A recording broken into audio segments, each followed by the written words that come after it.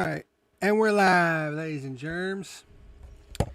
And we've got a busy week of content here on the channel. So much shit to talk about and put up on the channel. Like, it's not even funny. Because I got an episode of Burnt Rubber that I gotta get edited and shit. And it'll be up probably around 9 o'clock here later on tonight. But we're about to get into things with the Indianapolis 500, and there's a lot to talk about. So let's get into it. This is The Fuel. This video is brought to you by Reaper Apparel Company. Stay tuned until after the video to learn how you can save 10% off of your order.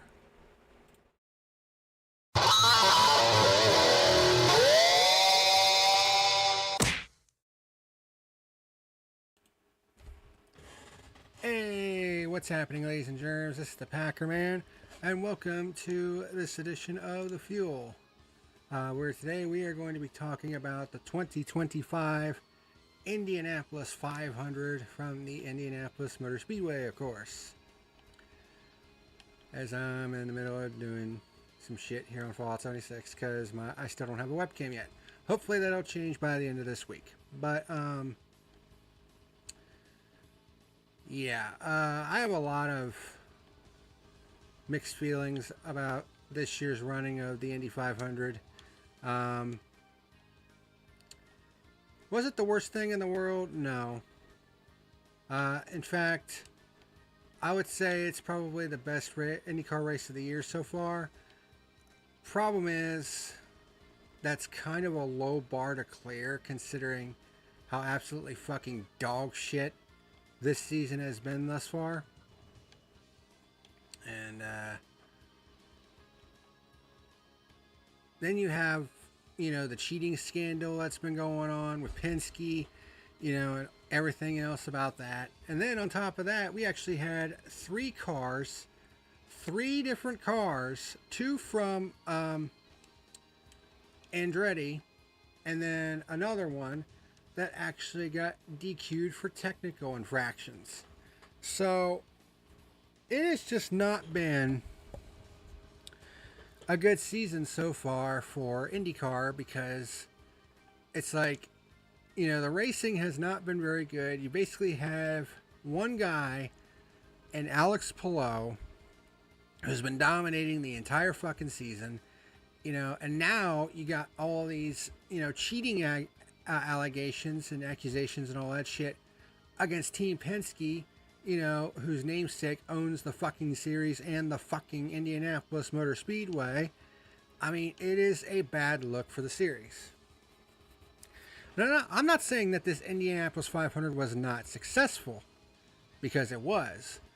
I mean, they just came out with the viewership numbers for this year's Indianapolis 500, and holy shit, so many people actually watched this year's race, especially compared to last year.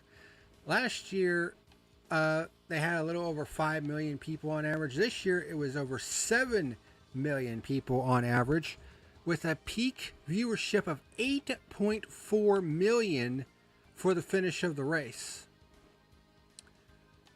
And the race winner, Alex Palou, you want to talk about, winning the race has all the prestige in the world, but also comes with a pretty big fucking paycheck because, the winner of the Indianapolis 500 usually gets a big ass paycheck anyways, but this year there was a record prize pool of over $20 million for this race, and Alex Palou, who ended up winning the race, got a paycheck for $3.8 million. Palou can't be stopped. No, he can't. Can you believe here's the thing with Alex Palou. He is only 28 years old. He is 28 years old. Meaning that if he wanted to, he still has another good 15 years left in IndyCar. If he wanted to have a career in the IndyCar series. He could conceivably win 10 championships before his career is over. Like, he is that much of a generational talent. He is basically doing the same thing that Dario Franchitti basically did in that exact same car 10 years earlier. Just even more dominant than even Franchitti had been. I mean, when you look at some of the stats, I mean, 5 wins in the first 6 races. The first driver to accomplish that since A.J. Foyt back in the 70s. And when you start getting compared to A.J. Foyt, I mean, let's be honest here. You're doing something right as a race car driver if you're getting comparisons to one of the best all-around drivers in motorsports history. I mean, let's just be fucking real about that. So, I mean, Alex Palou. I mean, what else can you say? I mean, has he had a little bit of a beleaguered history in IndyCar, considering that he's had a couple of contract disputes, in particular with Ganassi? But he worked it out with Ganassi, and now they've just been completely dominant here the last couple years. Last 5 years, really. I mean, the only championship he hasn't won in the last 5 years was 2022. Or no, 2023, excuse me, when it was won by Will Power. But now you look at how he's done the last couple years, including last year, and then you look at this year. This year, he's just been unstoppable. I mean, I don't know what it is right now, but needless to say, he and his team have got this car figured out with the godforsaken hybrid system in it. I mean, what else can you say? He and his team have completely figured it out.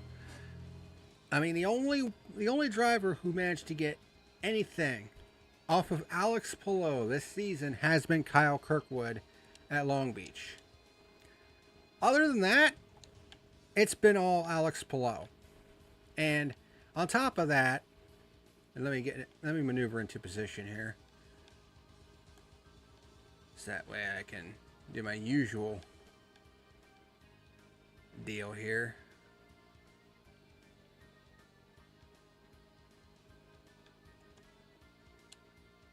I'll get out of my power armor for this. There we go.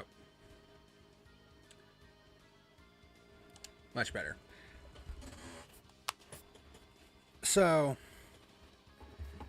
before his victory in the Indianapolis 500,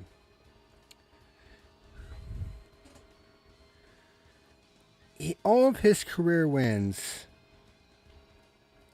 have been on road courses. So, it's like, oh, I mean, how about winning on a road course? You know, that will be something.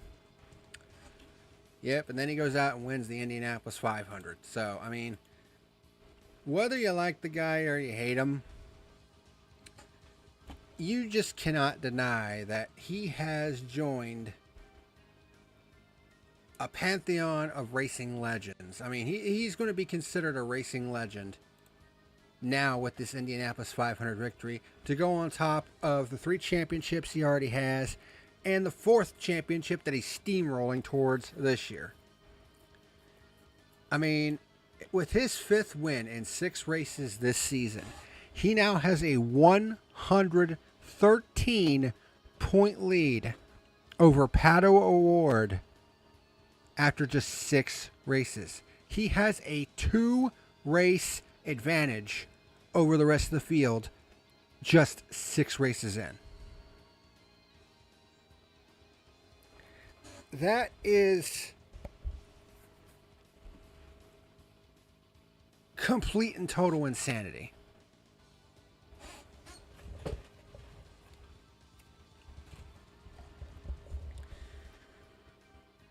And I guess the real question now is, how can you stop someone like that who's just been on an absolute tear here in 2025?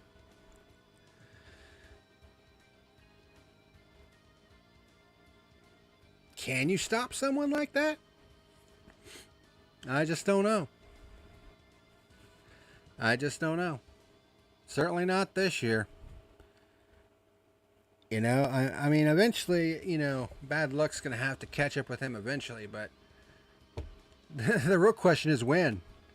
When is it going to happen? And is it going to happen sometime this year? Or is he going to lock up the championship early again? Who the hell knows?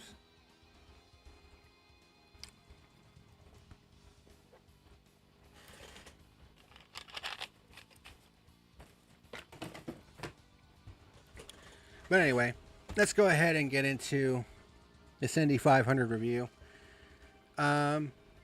Big surprise in qualifying was Robert Schwartzman won the pole as a rookie, and with Prima, who's in their first season. And that pole position nabbed them a bunch of sponsorship for this race. So, hey, good on them for that. Didn't end well for them, but, they still got sponsorship. So, all you can say about that. So, there was a little bit of rain at the start of the race that delayed the start. And, of course, Kyle Larson was trying to do the double, and it did not go well at all because he crashed in the Indy 500 and he got crashed in the Coke 600. He was trying to make his way back from a spin early in that race, but then got caught up in a wreck not of his own doing. But there was craziness before the race had even begun because Scott McLaughlin, oh my God, you want to talk about just unbelievable bad luck. Trying to warm up his tires and lit up the rear tires on the front stretch, lost it, and smashed into the inside wall. And his day was over without even taking the checkered or taking the green flag. And you want to talk about seeing someone in absolute agony, both maybe not physically but mentally. I mean, it was McLaughlin's reaction when he got out of that car.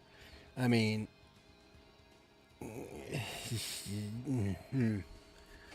I can't even imagine feeling the way he felt after that happened.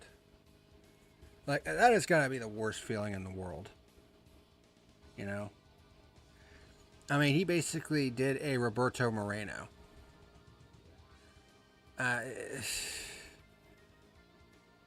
Like, absolutely crazy. And you just got to feel for Scott McLaughlin.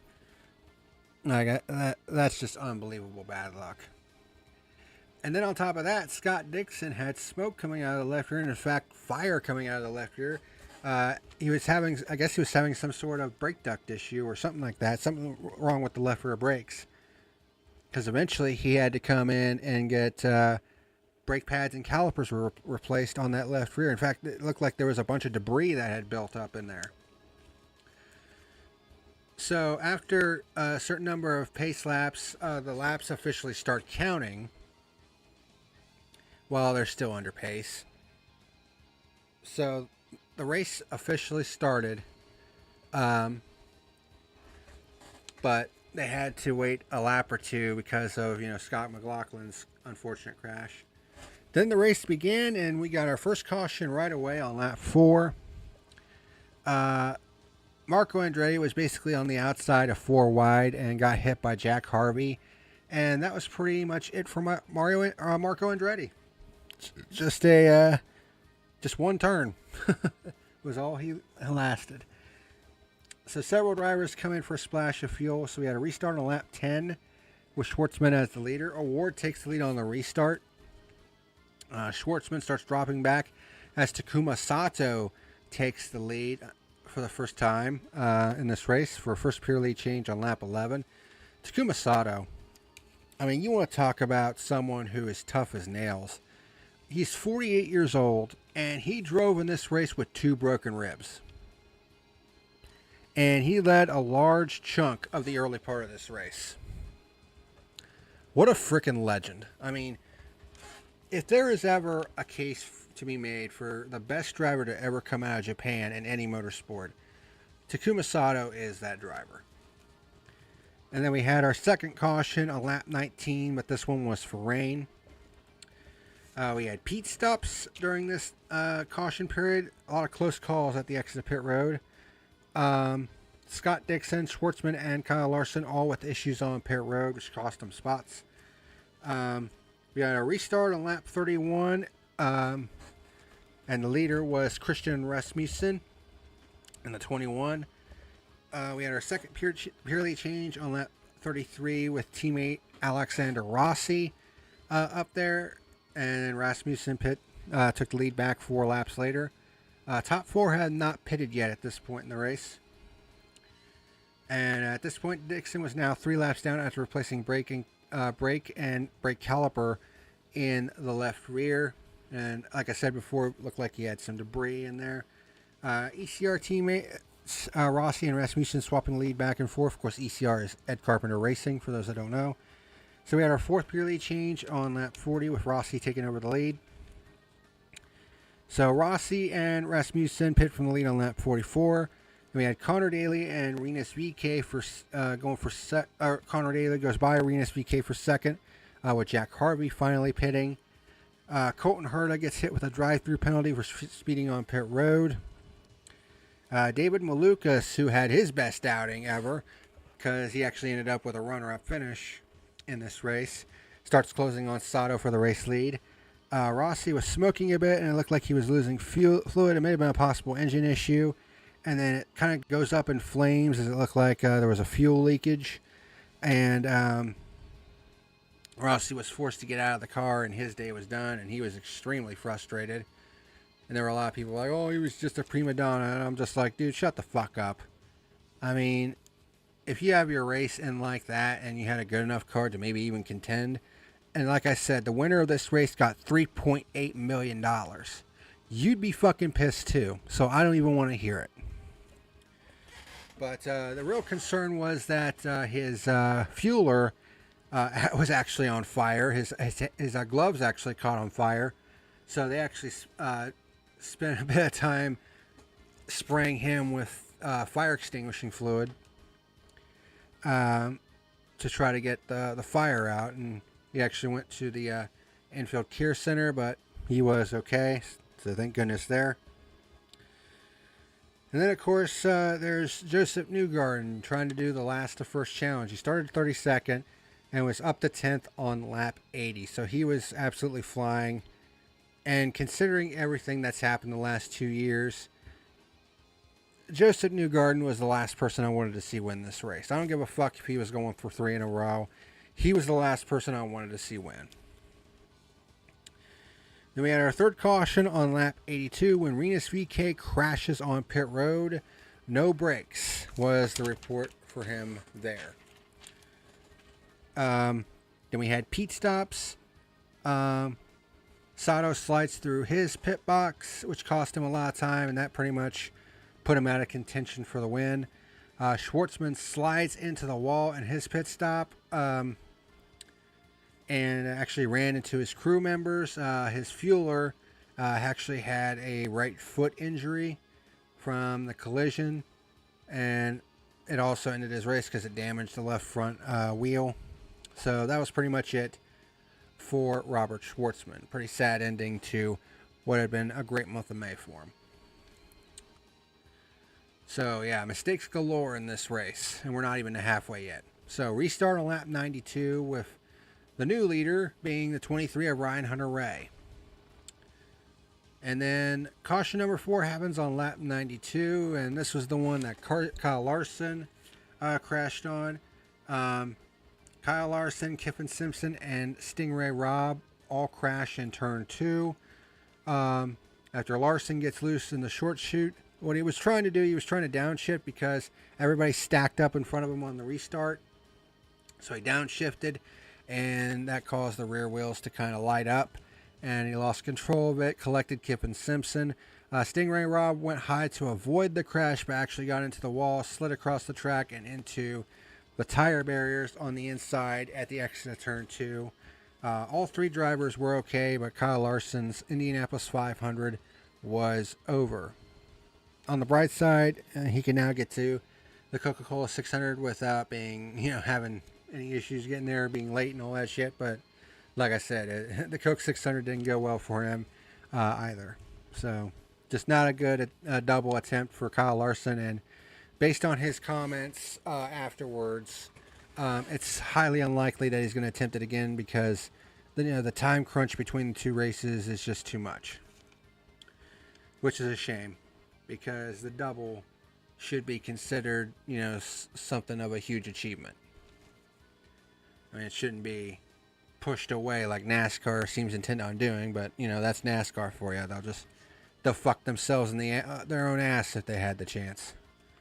Fucking idiots. Anyway, we had pit stops. There were some rain sprinkles during delaying the restart, but they didn't stop the race. They kept it going. So we finally got our restart on lap 107 with Devlin DeFrancesco as the race leader. But then the race was put back under caution when Rasmussen. There was a bit of a stack up on the restart. Rasmussen actually went high to avoid a couple cars that didn't get up to speed and actually tank slapped a couple of times, but was somehow able to save it. That was one hell of a save by him. So several come in for service. We got another restart on lap 109, once again with DeFrancesco as the leader. And that would be the last caution until the end of the race. So we actually had a 91 lap green flag run to end this race. Connor Daly goes 4 wide on the outside in turn 1 and moves up to second. That was a great move by him. DeFrancesco on a different pit strategy and will pit earlier than the other leaders and does on lap 119. Didn't really work out because he would end up at the tail end of the lead lap. More on that in a little bit because I do have something to say about that. So Connor Daly inherits the race lead. Daly leads a group of cars in for pit stops with 67 laps to go. And then Newgarden falls out of the race here with a fuel pressure problem.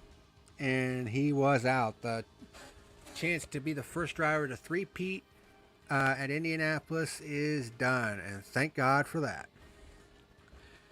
Because we don't need the PR shit show from that. Daly makes a spectacular move to take 5th from Palou, which right now is basically the battle for the lead. At the moment, as Ryan Hunter-Reay, Rasmussen, Ericsson, and Lundgaard hadn't pit yet on this cycle. So there were strategies galore here, and it was like, who has the right one? So Hunter-Reay was leading a huge chunk of this section of the race as we close in on this final round of pit stops. Daly starts falling back as he tries to stretch the fuel, but he was on worn tires and he was losing grip big time. Palou and Ferrucci pit with 32 laps to go. Hunter-Reay pits from the lead with 31 to go, but stalls the car, and it takes them many laps to get it back going. I think he was 3 laps down by the time he got back out on track. Oof. And he had a shot to win this race. Malukas gets out ahead of Palou, but Palou was now right behind him. Pato O'Ward up to a provisional 4th. Ericsson was able to make his pit stop and come out with the race lead. So it looked like he was in the catbird seat at this point. Palou was 2nd, Malukas was 3rd, O'Ward was 4th. But this is the point where we had a couple lap cars basically get in the way and really take away from the finish of this race a little bit. And that was Foster and DeFrancesco. They were on the tail end of the lead lap in front of Ericsson, which was helping him get a little bit of a tow. But they were trying to remain on the lead lap just in case the caution came out, which it didn't come out until the final lap when everybody was coming off of turn 4. So, yeah, they kind of deflated the finish of this race a little bit. But Alex Palou catches Marcus Ericsson by surprise, makes the dive underneath, going into turn 1 with 14 laps to go. And with the 2 cars in front of him basically helping him, that was all he needed. And that was our fifth and final pure lead change of the day on lap 186. And then the final caution came out as they were coming off of turn 4 to take the checkered flag. But by that point, Palou was way out in front of Ericsson. There was no way Ericsson was going to get to him. Nolan Siegel had actually crashed on the backstretch to end the race under yellow. And Alex Palou's dominating season continues as he wins the Indianapolis 500 for his first oval win and fifth win in 6 races this season. He cannot be stopped, as Marcus said in the chat. He can't be stopped this year. And now he has finally won on an oval. He has unlocked oval wins. Good luck to the rest of the field. So, yeah, there was a huge debate as to whether or not Foster and DeFrancesco should have, been there at the front. There were some people that were trying to defend them being there, like they have no obligation to get out of the way. And it's like, yeah, they're trying to stay on the lead lap, but my argument is once it gets to 2 to 3 laps to go, get the fuck out of the way, because at that point a caution's not going to help you. And all you're doing is getting in the way of the battle for the win. So that soured things quite a bit for a lot of people. I mean, I think Alex Palou winning was pretty much inevitable. But, I mean, you don't want to see shit like that. So, it is what it is. I mean, it was the best. I think it was the best race of the year as far as IndyCar is concerned, at least so far. But let's be honest here, that's a really low bar to clear, to be honest. So, my final rating for this year's running of the Indianapolis 500, I'm going to give it a 5 out of 10. It wasn't a bad race, but it was nowhere near as good as it's been in the past. Not even close. Way too many errors this year. A lot of dumb mistakes. The racing wasn't as good as it's been in the past. And, of course, the two tail end of the lead lap cars basically kind of soured the finish. So, it sucks. Because this race could have been so much better than it was. And I think that's the ultimate takeaway from this, is that it could have been so much better. But, it is what it is.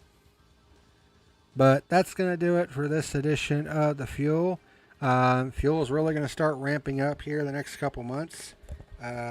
This week we're actually going to have 2 races to review, both from the streets of Detroit. We have IMSA and we have IndyCar.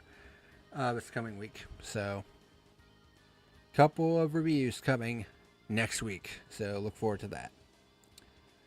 But that's going to do it for this edition of The Fuel and this review of the 2025 Indianapolis 500. Thank you very much for watching. And until next time, this is the PackerMan signing out. See you later.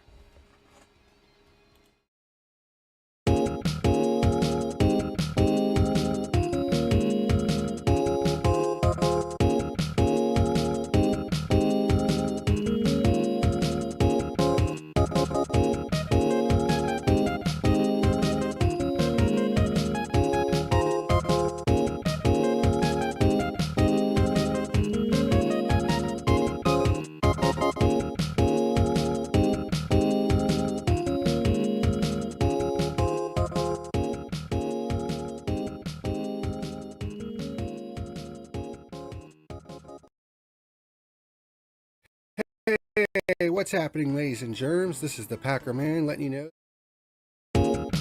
Hey, what's happening, ladies and germs? This is the PackerMan letting you know that tonight's video was sponsored by Reaper Apparel Company. By clicking on the affiliate link down below in the description box, you'll be able to browse through many of their different wares, such as hats, t-shirts, hoodies, and other cool items. When you place an order and you go to checkout, be sure to type in the code PackerMan and you'll be able to save 10% off of your order. Reaper Apparel Company. Apparel to die for. Hey, ladies and germs, just want to say thank you for watching tonight's video. Be sure to hit that like and subscribe button, and also check out my other channels, Isaac the Survivalist and Our Honor Defend Archives, if you're a Buckeye fan. Thank you so much for watching, and I'll see you again next time.